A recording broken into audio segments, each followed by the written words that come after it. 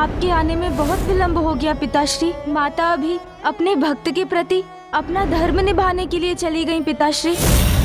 अब पुनः मेरी माँ का रूप लेकर आने में उन्हें बहुत समय लगेगा।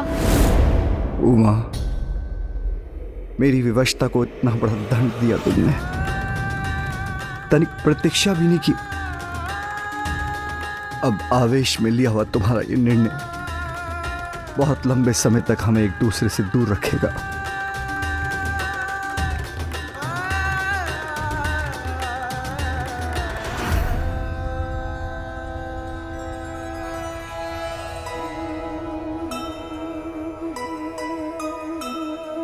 कैसी असहनीय दुख की ये बेला,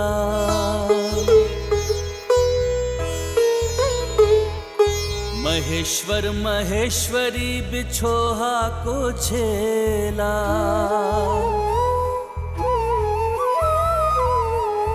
अश्रु में समाहित है जिसके जलधि सारा, कर सकती है जल थल जिसकी एक धारा।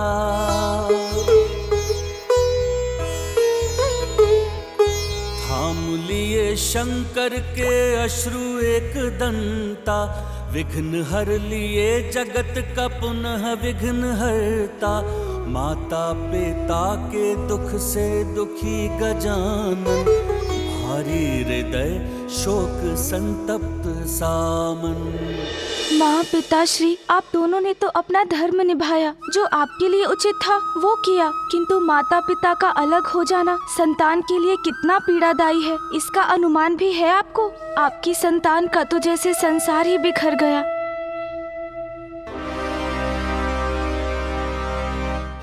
गणेश जी, हमें कुछ भी करके महादेव को उनके दुख से निकालना होगा, अन्यथा क्या नंदी जी?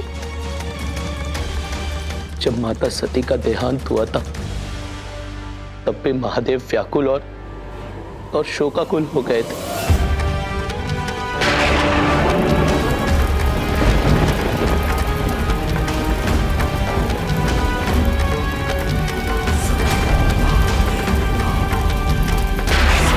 जब उनके दुख ने तांडव का रूप लिया तो पूरी सृष्टि में विनाश ही विनाश होने लगा।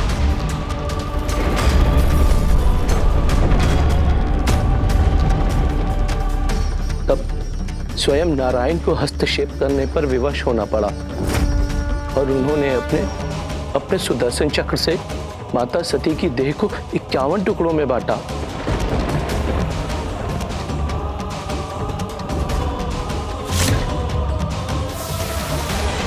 जिनके पृथ्वी पर आने से वहां 51 शक्तिपीठ स्थापित हुए। तब जाकर शांत हुए थे महादेव। मैं पिताश्री को पुनः वैसी अवस्था में नहीं जाने दे सकता। अपनी पीड़ा भूलकर मुझे माँ की अनुपस्थिति में पिताश्री का ध्यान रखना होगा। चलिए।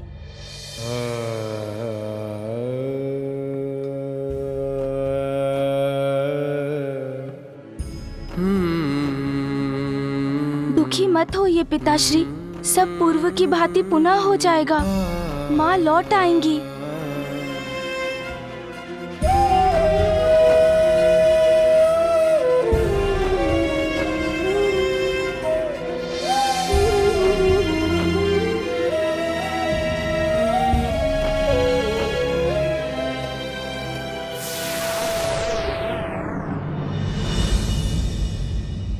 ये आपने क्या अनर्थ कर दिया प्रभु। एक और माता पार्वती के चले जाने से कैलाश अपूर्ण हो गया है, तो वही दूसरी ओर आपके वरदान के कारण जिस असुर का उदय हुआ है, अब वही हम सब के लिए संकट बनने वाला है। महादेव के वरदान के कारण ब्रह्म का पुत्र जन्म से ही अति बलशाली है।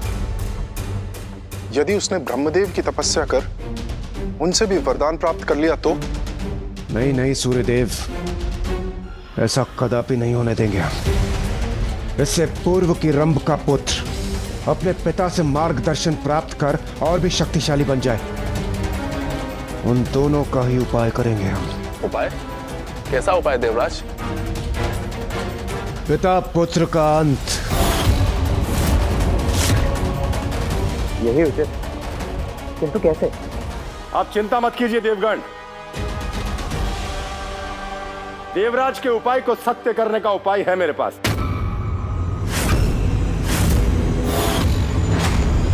आरंभ कैसा भी हो, परंतु प्रत्येक जीव का अंत मेरे ही अधीन है। मैं अपने वाहन महिष को भेजकर छीन लूंगा पिता और पुत्र का जीवन।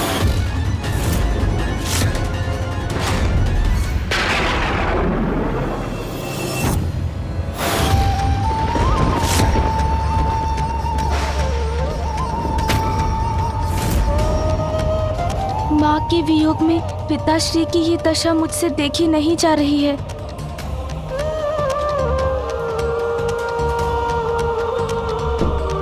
पिताश्री।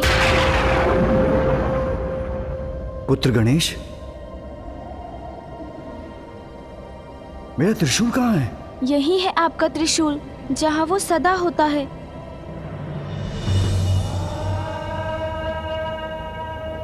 उचित है।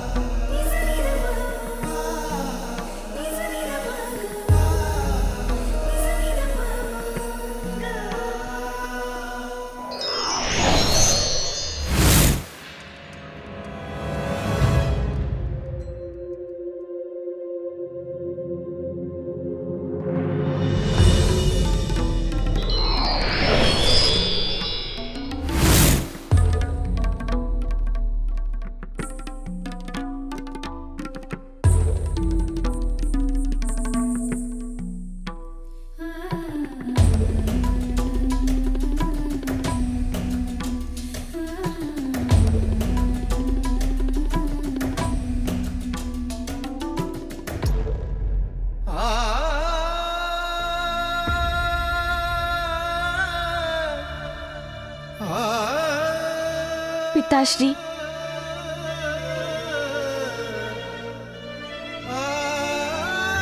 आइए मेरे साथ। कहाँ पुत्र? आइए, हम पिता पुत्र साथ में भोजन करेंगे।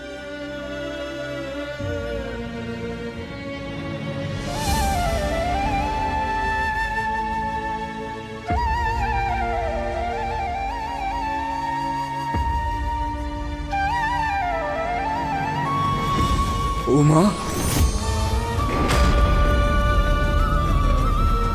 कैलाश में, इस भवन में जहां देखता हूं वहीं मेरी उमा की स्मृतियां उभर कर मुझे दुखी कर रही हैं। जिसका साथ मुझे चाहिए वो मेरी उमा यहां नहीं है, और किसी का भी साथ मुझे संतुष्ट नहीं करेगा। इसलिए अभी मुझे अकेला रहने दो पुत्र। पिताश्री, मुझे माता को पुनः लौटाकर लाना ही होगा।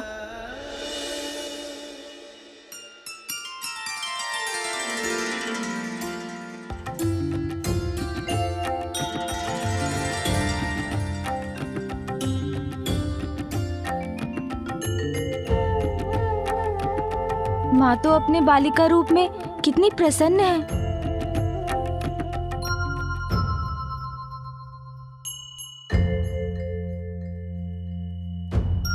कौन है वहां? यहाँ आओ।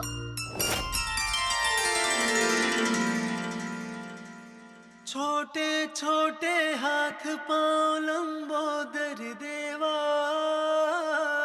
प्यारी सी मुस्कान अति सुंदर देवा, बालक। माँ मुझे ऐसे देख रही है जैसे उन्होंने मुझे पहचान लिया है, तो मुझे उनसे जो सब कहना है कह देता हूँ कि कैसे उनकी आंचल की छांव से वंचित होकर मैं कितना उदास हूँ, और कैसे मेरे और पिताश्री के नेत्र सदा उनको ही ढूंढते रहते हैं। खिलाते। कौन हो तुम और क्या चाहिए तुम्हें? नहीं, माँ ने मुझे नहीं पहचाना, मुझे भूल गई है माँ। क्या हुआ, इतने दुखी क्यों हो? कौन हो तुम? मैं महादेव और पार्वती नंदन गणेश हूँ। मैं ऋषि कात्यायन की पुत्री कात्यायनी हूँ। तो क्या माँ मुझे और पिताश्री को पूर्ण रूप से भूल चुकी है? तो क्या पिताश्री और माँ अब कभी नहीं मिलेंगे?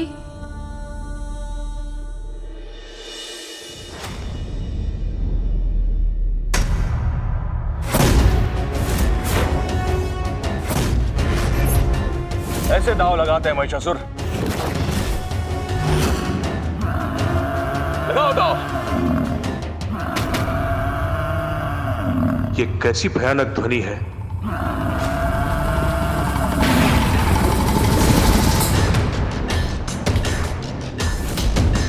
ये कौन आ रहा है यहां?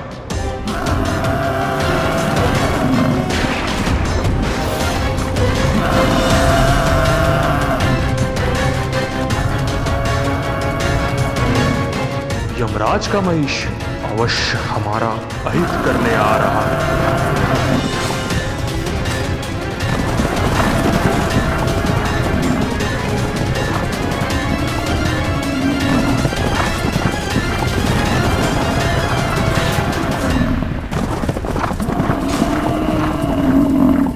सावधान पुत्र!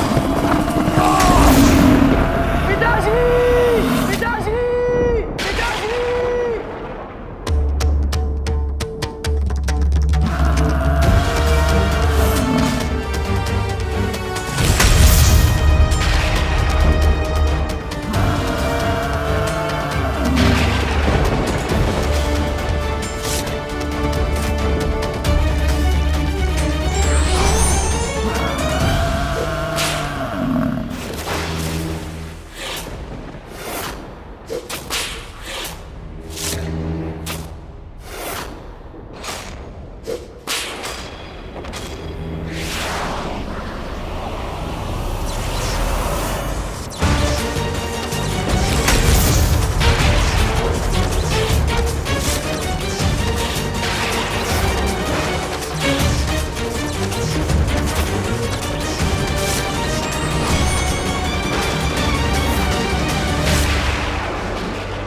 बालक, यमराज हूं मैं।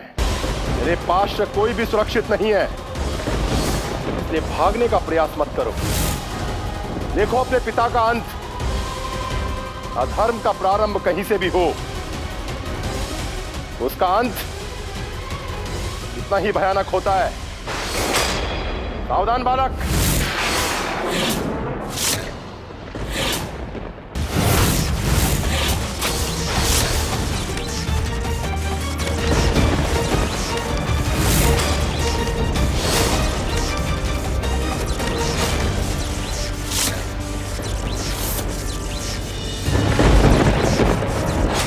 मेरा आशय अनुचित नहीं, किंतु यह बालक अभी अत्यंत ही छोटा है।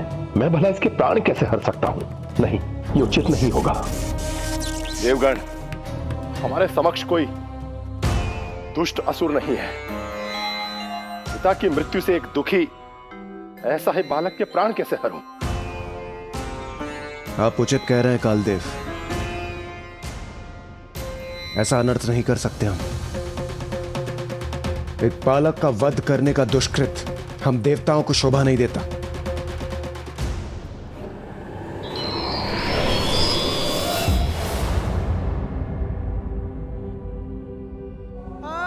पिताश्री,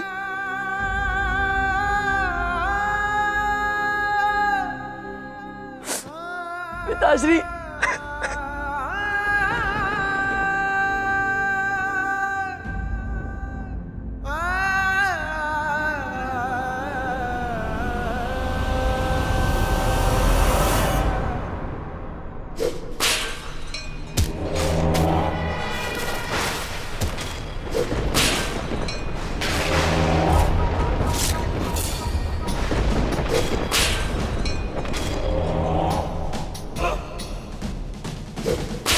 सावधान देवताओं, सावधान। कांटा छोटा हो तो क्या हुआ, चुभन पर कष्ट वो भी देता है। मुझे जीवित छोड़कर बहुत बड़ी भूल हुई है तुम सबसे, बहुत बड़ी भूल हुई है तुम सबसे, बहुत बड़ी भूल हुई है तुम सबसे।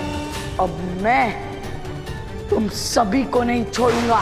प्रतिशोध लूंगा मैं अपने पिताश्री की हत्या का।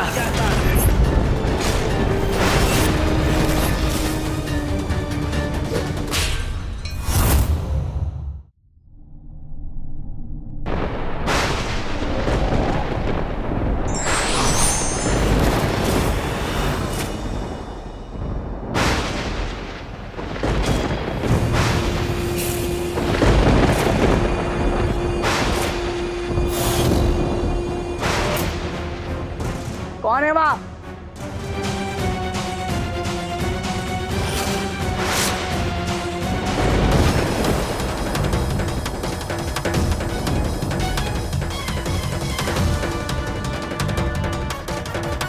अब देवताओं के पछताने का समय निकट है। मुझे डराने आए हो या मेरी सहायता करने? कौन है आप? अपना परिचय दीजिए।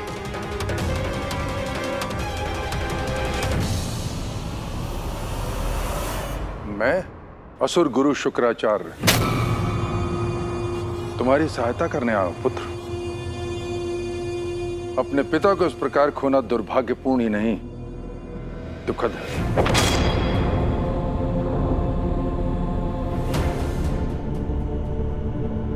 जो हो गया उसका शोक मनाने से क्या लाभ है गुरुदेव? आज्ञा दे कि अब मुझे क्या करना है। प्रतिशोध लेना है तुम्हें, देवताओं से अपने पिता की निर्मम हत्या का प्रतिशोध।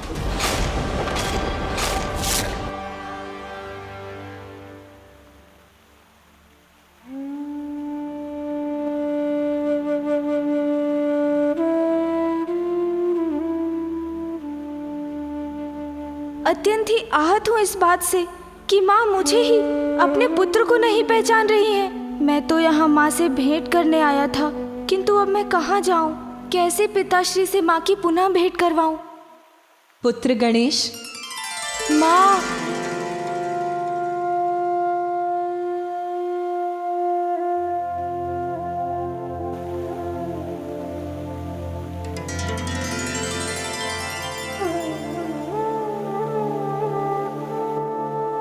यदि तुम्हारे पिता समय पर मेरे पास पहुंच जाते तो कदाचित मैं यहाँ नहीं आती। किंतु क्यों माँ? क्या आप पिताश्री को क्षमा नहीं कर सकती? वो आपके बिना अत्यंत दुखी है माँ। क्या आप अपने इस रूप को त्याग कर पुनः नहीं लौट सकती माँ? नहीं पुत्र, क्योंकि मेरे इस रूप के पीछे एक बहुत ही बड़ा उद्देश्य है। महादेव भक्त होने के बाद भी तुम्हारे पिता दीर्घायु न बन सके।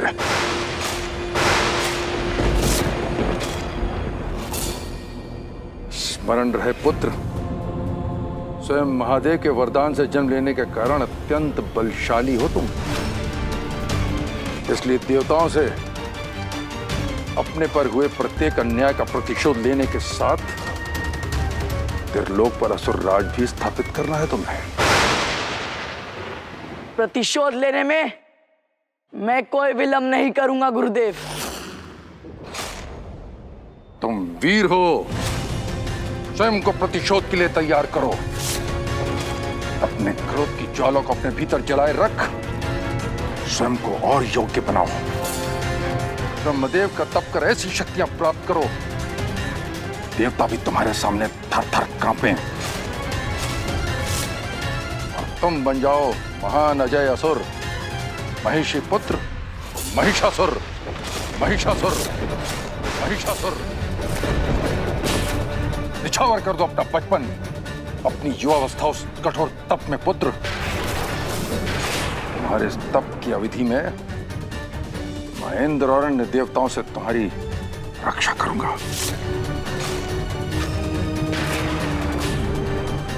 अपना प्रतिशोध लेने के लिए यदि मुझे सहस्त्रों वर्षों तक तप करना पड़े तो वो भी मैं करूंगा गुरुदेव।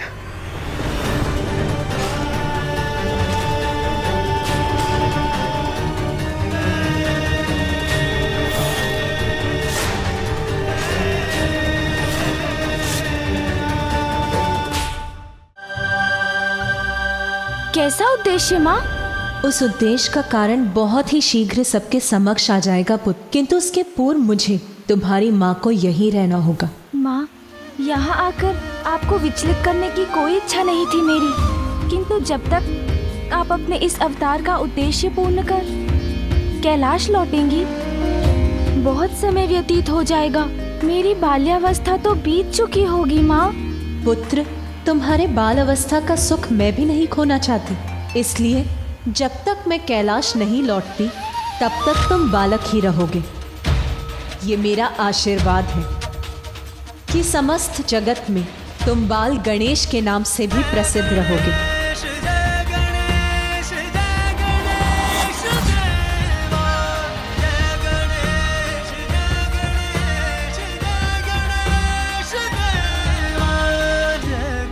अब तुम जाओ पुत्र, मुझे अपने इस अवतार की मर्यादा पूर्ण करने दो। मैं भी तुम्हारे और स्वामी के पास लौटने के लिए विचलित हूँ पुत्र, किंतु ये तभी संभव होगा जब मेरे इस रूप का उद्देश्य पूर्ण होगा। उस उद्देश्य का कारण बहुत ही शीघ्र सबके समक्ष आ जाएगा पुत्र।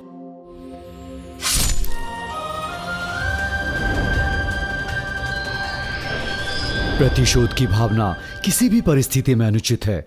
इससे कुछ भी प्राप्त नहीं होता। ये व्यक्ति को अंधकार की ओर धकेल देती है।